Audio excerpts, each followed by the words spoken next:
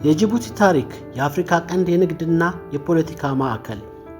ጅቡቲ በቀይ ባህር መውጫና በኤደን ባህረ ሰላጤ መካከል የምትገኝ የባህር በር ናት። ይህ ቦታ ለዓለም ንግድ ቁልፍ የሆነውን የባብ-ኤል መንደብ መተላለፊያ ለመቆጣጠር ያስችላል። ጅቡቲ ከጥንት ጀምሮ በአረብ ሀገራት፣ በህንድና በአፍሪካ መካከል ለሚደረግ የንግድ ልውውጥ እንደ ዋና መሸጋገሪያ ታገለግል ነበር። ፈረንሳይ ጅቡቲን የተቆጣጠረችው በቀይ ባህር ላይ ተጽዕኖዋን ለማሳረፍ እና ከእንግሊዝ ጋር ለመፎካከር ነበር። በወቅቱ የፈረንሳይ ሶማሌላንድ ትባል ነበር። የጅቡቲ ከተማ መቆርቆር 1888 የጅቡቲ ከተማ የተመሰረተችው በፈረንሳውያን ሲሆን ወዲያውኑ የቀጠና ዋነኛ ወደብ ሆነች። በአጼ ምኒልክና በፈረንሳይ ስምምነት ከአዲስ አበባ ጅቡቲ የተዘረጋው የባቡር መስመር ለአገሪቱ እድገት ወሳኝ ነበር። ጊዜውም ከ1897 እስከ 1917 ነው። በኢትዮጵያ ብቸኛ የባህር በር። በተለይ ኤርትራ ከኢትዮጵያ ከተገነጠለች በኋላ ጅቡቲ ለኢትዮጵያ የገቢና ወጪ ንግድ 95 ከመቶ የሚሆነውን በማስተናገድ የኢኮኖሚ የጀርባ አጥንት ሆናለች። የሁለተኛው ዓለም ጦርነት ተጽዕኖ። በጦርነቱ ወቅት ጅቡቲ በፈረንሳይ የቪቺ መንግስትና በብሪታንያ መካከል የውጥረት ቀጠና ነበረች። በ1967 ሀገሪቱ ከፈረንሳይ ሶማሌላንድ ወደ የአፋርና የኢሳ ግዛት የሚል ስም ተቀየረላት። የነጻነት ትግል።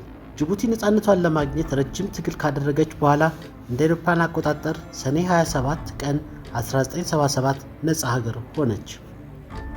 የመጀመሪያው ፕሬዝዳንት ሐሰን ጉሌድ ኦብቲዶን ሀገሪቷን ወደ ነጻነት የመሩና ለ22 ዓመታት ያስተዳደሩ መሪ ነበሩ።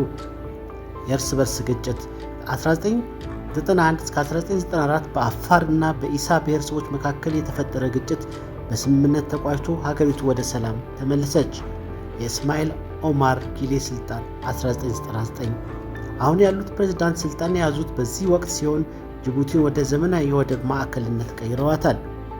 ጅቡቲ ለአሜሪካ፣ ለፈረንሳይ፣ ለጃፓንና ለቻይና የጦር ሰፈር በመስጠት በዓለም ላይ ብቸኛዋ ሀገር ናት።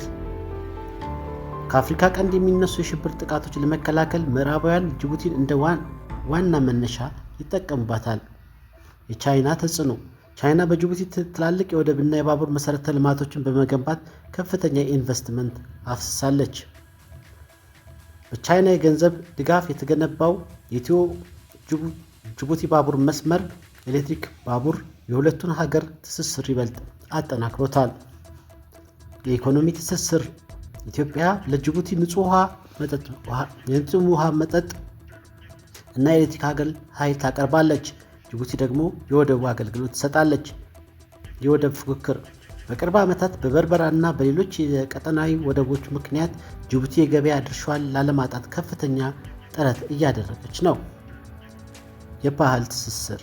በሁለቱ ሀገራት መካከል የሚኖሩ የአፋር እና የሶማሌ ብሔረሰቦች በቋንቋና በባህል ጥብቅ ቁርኝት አላቸው። ጅቡቲ የምስራቅ አፍሪካ የልማት በይነ መንግስታት ኢጋድ ዋና መስሪያ ቤት በመሆን ለቀጠናው ሰላም ትሰራለች።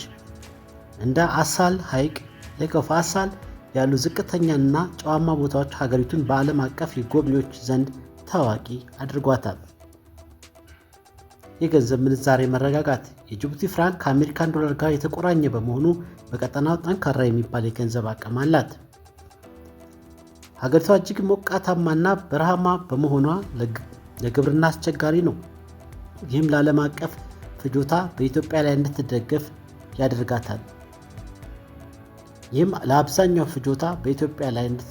ያደርጋታል። ከኢትዮጵያና ከሌሎች የአፍሪካ ሀገራት ወደ የመንና ሳውዲ አረቢያ የሚሻገሩ ስደተኞች ዋና መተላለፊያ መስመር ናት። ጅቡቲ የአፍሪካ ሲንጋፖር የመሆን ራዕይ ሰንቃ ግዙፍ ነፃ የንግድ ቀጠናዎችን በመገንባት ላይ ትገኛለች። ጅቡቲ ከኢትዮጵያ በምታገኘው የወደብ አገልግሎት ክፍያ ላይ ያላት ጥገኝነት እጅግ ከፍተኛ ነው። ይህን ግንኙነት በሁለቱ ሀገራት መካከል ያለው የኢኮኖሚ ትስስር የሚወስን ሲሆን ዋና ዋናዎቹ ነጥቦች እንደሚከተለው ማየት እንችላለን። በኢኮኖሚ ጂዲፒ ላይ ያለው ድርሻ ከ75% በላይ የጅቡቲ አጠቃላይ የሀገር ውስጥ ምርት ጂዲፒ ከ75 በመቶ በላይ የሚሆነው በኢትዮጵያ የገቢና ወጪ ንግድ ላይ የተመሰረተ ነው። የአገልግሎት ዘርፍ። የጅቡቲ ኢኮኖሚ በዋናነት በአገልግሎት ዘርፍ ወይም ትራንስፖርትና ሎጂስቲክስ ላይ የተገነባ ሲሆን የዚህ ዘርፍ ዋነኛ ደንበኛ ደግሞ ኢትዮጵያ ናት።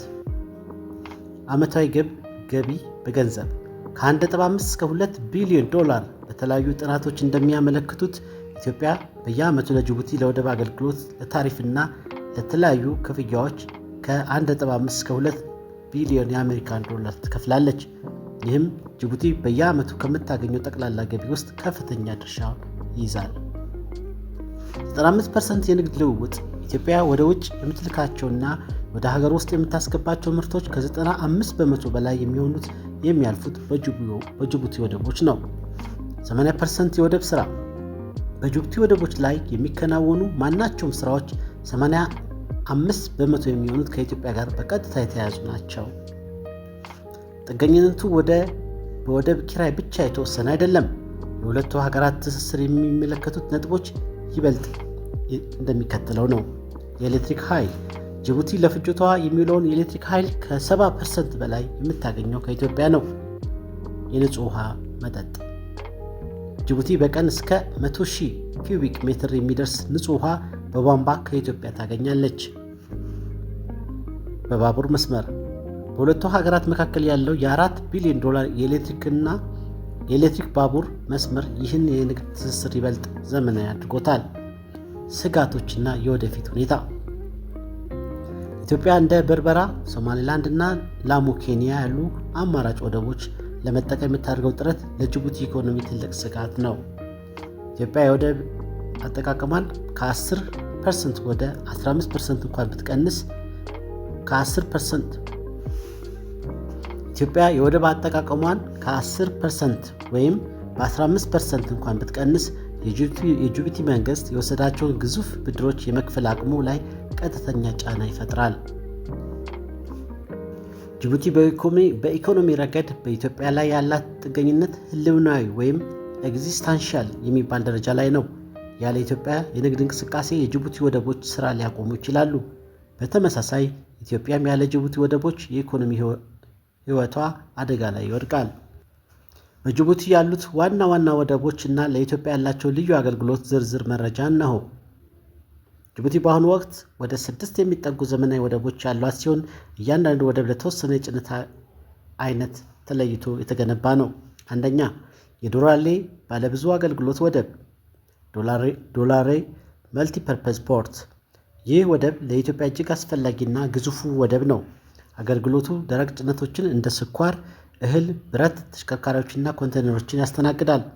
ለኢትዮጵያ ያለው ፋይዳ አዲሱ የኢትዮ ጅቡቲ የባቡር መስመር በቀጥታ የሚገናኘው ከዚህ ወደብ ጋር ነው።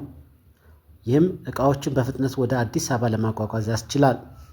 ሁለተኛ፣ የዶራሌ ኮንቴነር ተርሚናል አገልግሎቱ በዓለም አቀፍ ደረጃ እጅግ ዘመናዊ ከሚባሉ የኮንቴነር ማራገፊያዎች አንዱ ነው። ለኢትዮጵያ ያለው ፋይዳ ኢትዮጵያ ወደ ውጭ የምትልካቸው እንደ ቡና ያሉ ምርቶች እና ወደ ሀገር ውስጥ የሚገቡ የፋብሪካ ዕቃዎች በብዛት በዚህ በኩል ያልፋሉ። ሶስተኛ፣ የሆራይዘን ዘይት ተርሚናል አገልግሎቱ ነዳጅ እና ጋዝ ብቻ የሚያስተናግድ ወደብ ነው። ለኢትዮጵያ ያለው ፋይዳ ኢትዮጵያ የምትጠቀመው ነዳጅ 100% ማለት ይቻላል የሚገባው በዚህ ወደብ በኩል ነው። ወደቡ የኢትዮጵያ የነዳጅ ጋሪዎች ታንከርስ ጋር የተቆራኘ የጭነት ስርዓት አለው። አራተኛ፣ የጎቤት ወደብ ፖርት ኦፍ ጎቤት አገልግሎቱ የማዕድን ውጤቶችን ለመላክ ታስቦ የተገነባ ነው። ለኢትዮጵያ ያለው ፋይዳ ኢትዮጵያ ከአፋር ክልል የምታወጣቸው ፖታሽ እና ሌሎች ማዕድናት ለዓለም ገበያ ለማቅረብ ይህን ወደብ ትጠቀማለች። አምስተኛ፣ የታጁራ ወደብ ፖርት ኦፍ ታጁራ አገልግሎቱ በሀገሪቱ ሰሜናዊ ክፍል የሚገኝ ሲሆን በዋናነት ለደረቅ ጭነቶች ያገለግላል። ለኢትዮጵያ ያለው ፋይዳ በተለይ ከሰሜን ኢትዮጵያ ከትግራይ እና ከአማራ ክልል የሚወጡ ምርቶች ለማጓጓዝ ቅርብ ነው። ከወልዲያ መቀሌ የሚገነባው የባቡር መስመር ወደፊት ከዚህ ወደብ ጋር እንደሚገናኝ ይጠበቃል። የትብብሩ ቁልፍ ነጥቦች የጅቡቲ ነፃ የንግድ ቀጠና ጅቡቲ ከአፍሪካ ትልቁ ነፃ የንግድ ቀጠና እየገነባች ሲሆን ይህም የኢትዮጵያ አምራቾች ዕቃቸውን እዚያው እያከማቹ ለዓለም ገበያ እንዲያቀርቡ እድል ይሰጣል። በአሁኑ ወቅት የወደብ ሰነዶችን በዲጂታል መንገድ በማሳለጥ ሲንግል ዊንዶው ሲስተም በሁለቱ ሀገራት መካከል ያለው ቢሮክራሲ ለመቀነስ እየተሰራ ነው። አሁን ያለው ተግዳሮት ኢትዮጵያ የጭነት መጠኗ በየዓመቱ እያደገ በመምጣቱ በዓመት 7% ገደማ የጅቡቲ ወደቦች መጨናነቅ ይታይባቸዋል።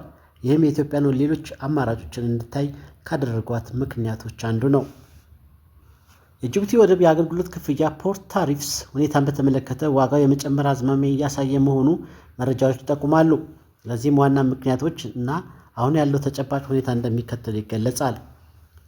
አንደኛ፣ የዋጋ መጨመር ሁኔታ። አዎ እየጨመረ ነው።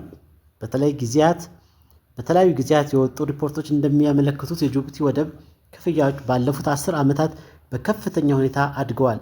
ለምሳሌ በ2000ዎቹ መጀመሪያ ላይ ኢትዮጵያ በቀን ግማሽ ሚሊዮን ዶላር አካባቢ ትከፍል የነበረ ሲሆን አሁን ግን ይህ ክፍያ በቀን ከ5 ሚሊዮን ዶላር በላይ መድረሱ የኢትዮጵያ የውጭ ጉዳይ ኢንስቲትዩት ጥናቶች ያሳያሉ። ዓመታዊ ክፍያ። በአሁኑ ወቅት ኢትዮጵያ በየዓመቱ ከ1.5 እስከ 2 ቢሊዮን ዶላር ለወደብ አገልግሎትና ለተያያዥ የሎጂስቲክስ ስራዎች ለጅቡቲ ትከፍላለች። ይህም ከኢትዮጵያ ጠቅላላ የውጭ ንግድ ገቢ ኤክስፖርት ረቨኑ ውስጥ ሲነጻጸር እጅግ ከፍተኛ ድርሻ አለው። ዋጋው እንዲጨምር የሚያደርጉ ምክንያቶች። የዓለም አቀፍ ሁኔታዎች። በቅርቡ በቀይ ባህር ባቤል መንደብ አካባቢ ባለው የጸጥታ ችግር ምክንያት የመርከቦች መድን ኢንሹራንስ እና የትራንስፖርት ዋጋ በመጨመሩ ይህም በተዘዋዋሪ በወደብ አገልግሎት ዋጋ ላይ ጫና ፈጥሯል። የመሰረተ ልማት ብድር። ጅቡቲ ዘመናዊ ወደቦችን ለመገንባት ከቻይና እና ከሌሎች ሀገራት ከፍተኛ ብድር ወስዳለች። ይህ ብድር ለመመለስ ስትል የወደብ ታሪፎችን ከፍ የማድረግ ዝንባሌ ታሳያለች። ፍላጎትና አቅርቦት።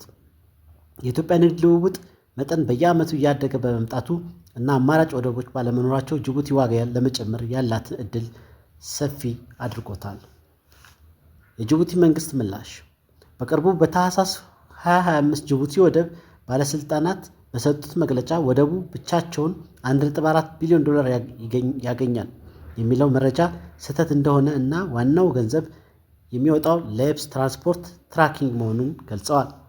ሆኖም ኢትዮጵያ በበኩሏ የወደብ ዋጋው ከፍተኛ ነው በሚል በተደጋጋሚ ቅሬታ ታቀርባለች። ይህም ኢትዮጵያ ወደ በርበራ፣ ሶማሌላንድ እና ላሙ ኬንያ ለመመልከት ካስገደዷት ምክንያቶች አንዱ ነው። በኢትዮጵያ ላይ ያለው ተጽዕኖ። የእቃዎች ውድነት። የወደብ ኪራይ ሲጨምር ወደ ሀገር ውስጥ የሚገቡ እንደ ስኳር፣ ዘይትና የግንባታ እቃዎች ዋጋ በቀጥታ በህዝቡ ላይ ይጨምራል። የውጭ ምንዛሬ እጥረት። ኢትዮጵያ የምታገኘው የውጭ ምንዛሪ መልሳ ለወደብ ኪራይ መክፈሏ የኢኮኖሚ እድገቷን ይገተዋል። ማጠቃለያ። የጅቡቲ የወደብ ዋጋ በየጊዜው እየጨመረ መምጣቱ ለኢትዮጵያ ትልቅ ፈተና ሆኗል።